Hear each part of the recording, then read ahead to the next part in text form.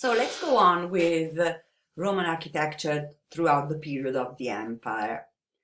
So for this, I'll post for you, not only showing to you in this slide, the principal Roman emperors with the different dynasties that are grouping the emperors starting from Augustus, so that you can follow better the evolution of times and the dating of the different monuments.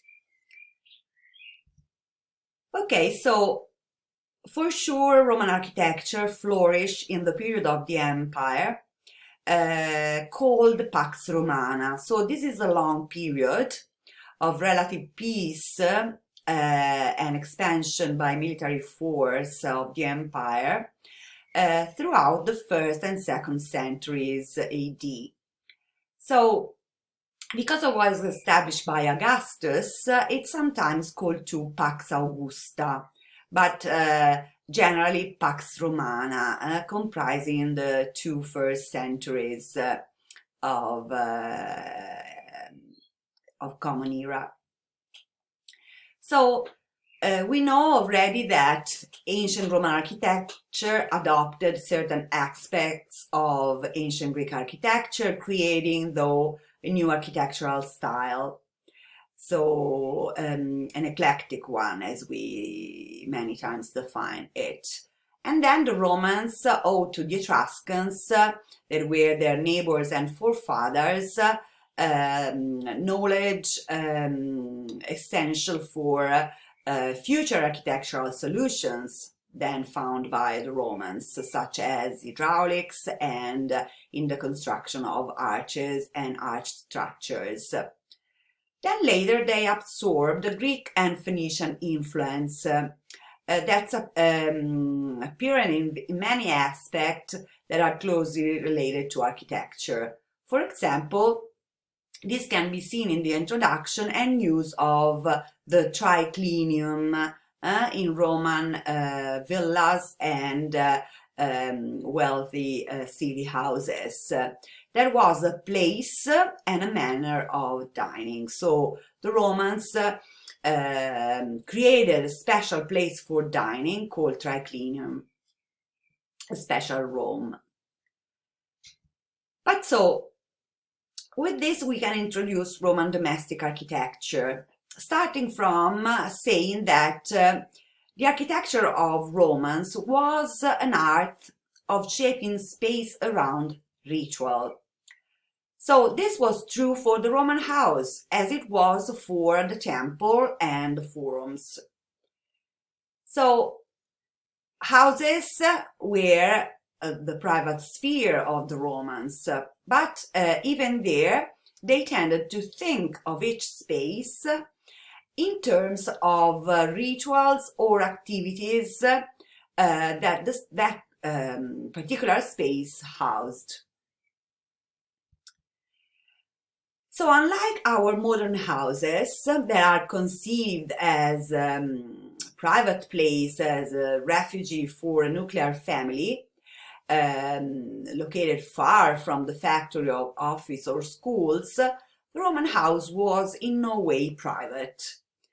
So it was the locus, the place where the owner's social, political, and business activities took place. So were open for this both to invited and uninvited visitors.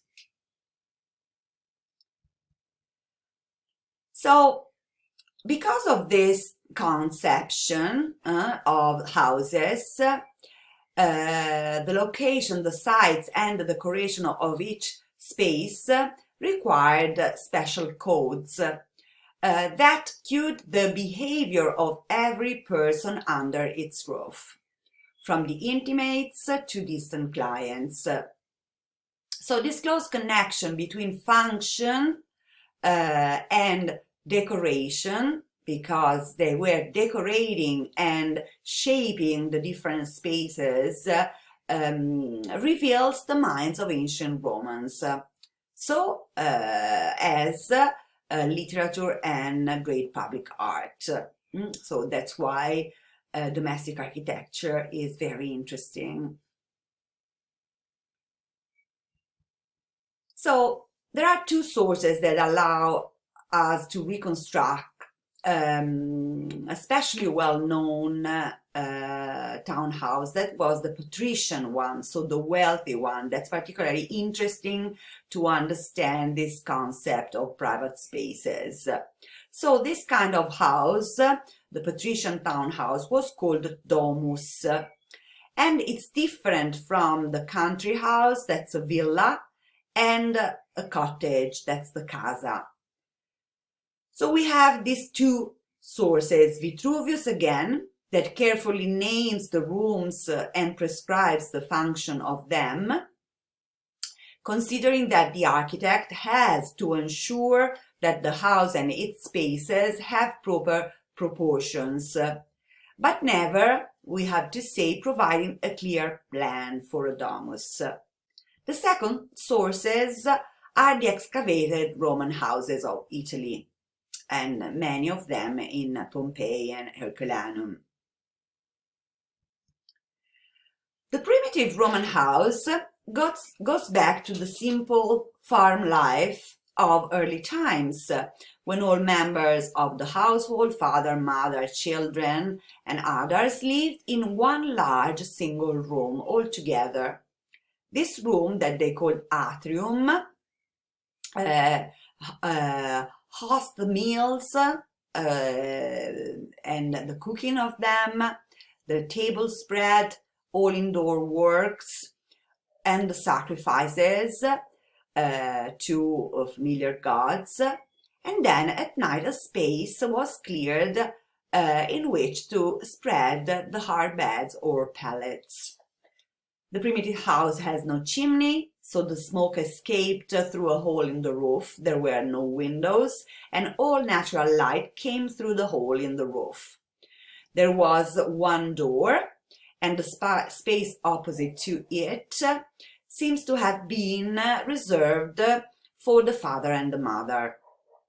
Here was the earth of the house, where the mother prepared the meals, and near it stood the implements she used in spinning and weaving, so in her own activities.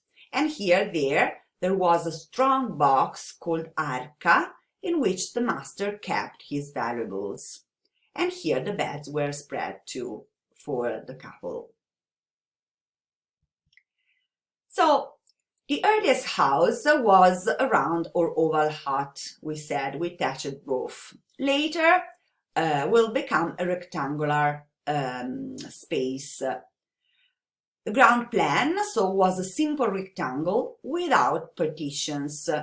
This may be regarded as historically and architecturally the kernel of Roman house. So its very name, atrium, was originally denoting the whole house. It appears in the names of certain very ancient buildings in Rome used for religious purposes. For example, the house of the Vestal Virgins, the Atrium Vestae in the Forum Romanum. In later times, atrium was applied to a single characteristic room of the house. So this room, the atrium, received its light from a central opening in the roof, the so-called compluvium, which derived its name from the fact that rain as well as air and light could enter there. So this is the atrium, this central part. Just beneath the compluvium there was a basin called the impluvium, and this was hollowed in the floor to catch the water for domestic purposes. As then more space and privacy were demanded, the house was enlarged by small rooms opening off the atrium at the sides of it. So originally it was only this room, then they added these lateral rooms. The atrium at the end, next to this part, originally so a wide recess opposite the entrance door, had the full width of the outside walls. And these additional spaces on each side were called ale, wings.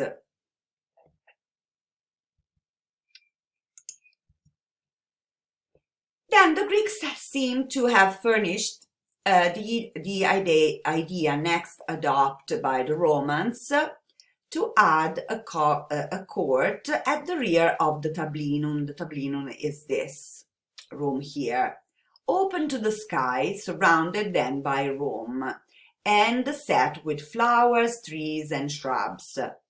The open space had columns around it, and often a fountain in the middle. This court was called, in the Greek style, peristilium, so having columns all around, as the peristyle temple, do you remember, peripteral. This was peristyle, having columns around. This is a sample plan of the Roman house with the name of all the rooms: the atrium, the tablinum, the peristyle, and then you see there are several others: the vestibulum, the taberne, the cubicola, the ale, triclinium, culina, and again cubiculum, etc., and another triclinium. So we will see then in the next video all the details of these single spaces.